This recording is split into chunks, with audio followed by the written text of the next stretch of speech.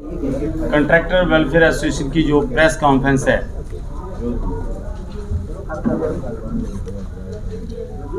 क्योंकि जो हम इसमें प्रेस मीडिया बंधुओं का शुक्रिया अदा करते हैं कि डेमोक्रेसी में जो 3 स्ट्रॉन्ग पिलर हैं, लेजिस्लेचर, एग्जीक्यूटिव, जुडिशरी, और 4th स्ट्रॉन्गेस्ट पिलर प्रेस। जब से क्लियर है कि यूटी में कोई चुनी हुई सरकार नहीं है और जुडिशरी से इंसाफ लेना is not a child play, बड़ा एक्सपेंसिव और टाइम कंज्यूमिंग इदारा है। तो हम जो एग्जीक्यूटिव है, आपके माध्यम से जो ग्राउंड रियलिटी है, जो कॉन्ट्रैक्टर्स के बेसिक मुद्दे हैं,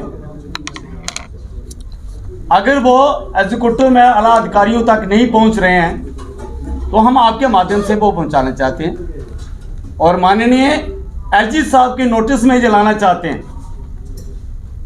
जैसे साथी ने पहले कह दिया कि पीएचई डिपार्टमेंट में कॉन्ट्रैक्टर की जो प्रॉब्लम्स हैं उसमें मुख्यतः पेमेंट्स की प्रॉब्लम है। इन 3-4 मेजर हेड्स जिससे पूरा पीएचई डिपार्टमेंट चलता है, उसमें एनआरडीडब्ल्यूपी है, उसमें नवार्ड है, उसमें लैंग्वेज है, और उनकी हालत इतनी बुरी है कि जैसे सबको पता है कि पिछले 3 वर्षों से कॉन्ट्रैक्टर्स की पेमेंट्स फंसी हुई हैं, और उस समय की पेमेंट्स फंसी हुई हैं जब सारा विश्व, पूरी मानव जाति, हमारा मुल्क और जम्मू कश्मीर रियासत का बच्चा कोरोना से जिंदगी और मौत की लड़ाई लड़ रहा था। तो जे कम्युनिटी थी कॉन्ट्रैक्टर कम्युनिटी कि जिन्होंने उस समय भी हवा के बाद पानी की जरूरत है मानव जाति को, उस समय भी अपना काम जारी रखा। जो भी गाइडलाइन थी कोविड की, अपनी लेबरों को भी संभाला और हर घर तक पानी पहुंचाने का कार्य किया। जहां जो ऑफिसर थे उनको अवार्ड दिए गए कोरोना वॉरियर्स के, लेकिन जिन्होंने ग्राउंड पे काम किया उनके साथ इनजस्टिस ही नहीं, क्राइम किया। जिन ठेकेदारों ने पिछले 3 साल से लैंग्वेज स्कीम में काम किया, लैंग्वेज क्या है लैंग्वेज, जो बिल्कुल अपने वर्ड मीनिंग से लैंग्वेज, जो स्कीमें बिल्कुल मर चुकी थी, कमजोर हो गई थी। पीएचई डिपार्टमेंट में सैकड़ों स्कीमें ऐसी थी कि जिनमें फंडिंग मिक्रो फंडिंग थी। अगर करोड़ रुपए की स्कीम है तो साल में सिर्फ 5 लाख रुपए आता था। तो फिर गवर्नमेंट ने, हायर ऑफिसर्स ने यह तय किया इसे जो बेनिफिट है स्कीम का वो नहीं पहुंचेगा। जो स्कीम 20 वर्षों के बाद लोगों तक पानी पहुंचाएगी, उसका 1 टाइम वाया लैंग्वेज स्कीम, उस स्कीम को कंप्लीट करके लोगों तक पानी पहुंचाना है। शुरू में लैंग्वेज की पेमेंट्स हुई, कॉन्ट्रैक्टर्स ने टेंडर डाले, उसके बाद 3 वर्षों से कॉन्ट्रैक्टर्स ने अपने काम कंप्लीट किए हैं, आज दिन तक उनकी पेमेंट्स नहीं हो रही हैं। हम ये कहना चाहते हैं, ये क्या है, यही तो नार्किज्म है, यही तो तुगलकी निजाम में हुआ करता था, यही तो नादिरशाही में हुआ करता था कि काम करवा लिए, बकायदा हमने टेंडर डाल के काम लिए हैं, उनकी एग्जीक्यूशन करवा ली, उसके बाद जिसका जो मन करता है तुगलकी फरमान निकाल देता है। यहाँ 15% का इन्होंने जो हवा बनाया हुआ है, वेरी क्लियर। जो कॉन्ट्रैक्टर्स ने रेट डाले थे सेक्रेटरीट से, हर एक डिवीजन में कमेटियां बनाएगी, जिसके वहां के सुपरिटेंडेंट इंजीनियर उस कमेटी के चेयरमैन थे। वेरिफिकेशन हुई, रीजनेबिलिटी ली गई और साहब ने अपनी रिपोर्ट 1-1.5 वर्ष से सबमिट की है कि जितने भी काम जो अलॉट हुए हैं उनके रेट रीजनेबल हैं और काम डिसेंट हुए हैं। उसके बावजूद भी टस से मस नहीं है और ठेकेदारों का कचुम्बर निकाल दिया। मैं कहना चाहता हूं इस तरीके से जो आज का है, जो जेजेएम बहुत बढ़िया स्कीम है, लेकिन जब ठेकेदारों के पुराने जो पेमेंट्स हैं जब तक उनका भुगतान नहीं होगा, ठेकेदार कहां से पैसे लाएगा?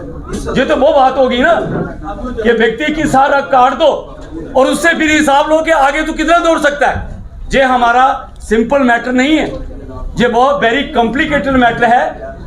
हमारी कम्युनिटी ने बैंकों से लिमिट का खर्चा लिया और जो हमने टेंडर लिए हैं उनका जो रेट ऑफ प्रॉफिट है 5 to 15%, हमने अप टू 20-30% तो बैंक का इंटरेस्ट दे दिया।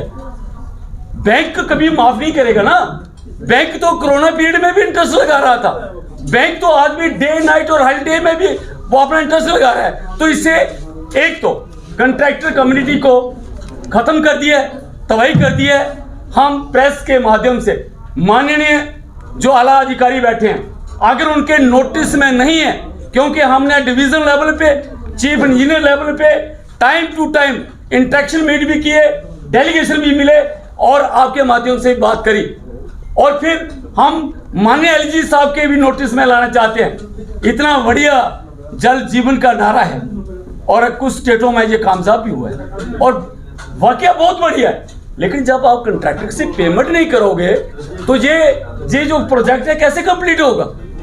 ये अनारकी है, ये हमारे साथ बेइंसाफी है और ये हम अपने हक और इंसाफ की लड़ाई के लिए आपके माध्यम से आला अधिकारियों और एलजी साहब के नोटिस में लाना चाहते हैं। आपके माध्यम से हम पीएम साहब के नोटिस में लाना चाहते हैं कि व्हाट इज ऑल दिस, ये क्या है, इसमें नजरसानी क्यों नहीं? उन लोगों को क्यों नहीं पूछा जाता जिन्होंने 6-6 महीने से 3-3 सालों से? ये कौन सा ट्रांसपेरेंट सिस्टम है? ये कौन सा डिजिटल इंडिया है? ये कौन सा ऑनलाइन सिस्टम है? बिल जहां से जाता है सेक्टर में 3 साल 2.5 साल 6 महीने वहां पड़ा रहता है। That is beyond our approach. और आपके माध्यम से हम यही संदेशा देना चाहते हैं कि इस कम्युनिटी का बेड़ा गर्क मत करो। वी आर नॉट अलोन, हमारी फैमिलीज हैं, हमारे साथ अलाइड लेबर्स हैं और we are also the part of this system. हमारा भी कोई हक है। तो इससे बड़ा क्राइम क्या है? इससे बढ़िया और कोई क्राइम नहीं हो सकता। इसलिए हमने मुख्तर में कह दिया है, कहने को बहुत कुछ और भी, कि इस पे नजरसानी की जाए। घर घर तक नल से पानी तभी पहुंचेगा जब कंट्रैक्टर से पेमेंट हो जाएगी। और जिन भी कंट्रैक्टर से करोड़ों रुपया फंसा दिया है, कसूर क्या है? कंट्रैक्टर का क्या फॉल्ट है? अब मिस मैच की बात करते हैं। मिस मैच क्या है? मिस मैच ये डिवीजन लेवल और सेक्टर लेवल पे वो मिल नहीं रहा है कि स्कीम में पैसे कितने थे और कितने रह गए। मिस मैच डिवीजन का और सरकार का नहीं हुआ है, मिस मैच कॉन्ट्रैक्टर कम्युनिटी का कर दिया। 3 सालों से काम कंप्लीट किए हैं, अब तक पेमेंट नहीं। लैंग्वेज के काम कंप्लीट किए हैं और उसको लटका के रख दिया है। और हम हर्ट रेंटिंग फीलिंग से ये कहना चाहते हैं, अगर यही स्टाइल रहा तो JJMP नहीं चलेगा। तो हमारी मुख्तर में यही मकसद था, आपके प्रेस के माध्यम से उन अधिकारियों तक, सरकार के उन आला अधिकारियों तक और एलजी साहब तक बात पहुंचाने का कि जल्दी से जल्दी हमारी पेमेंट्स हो जानी चाहिए।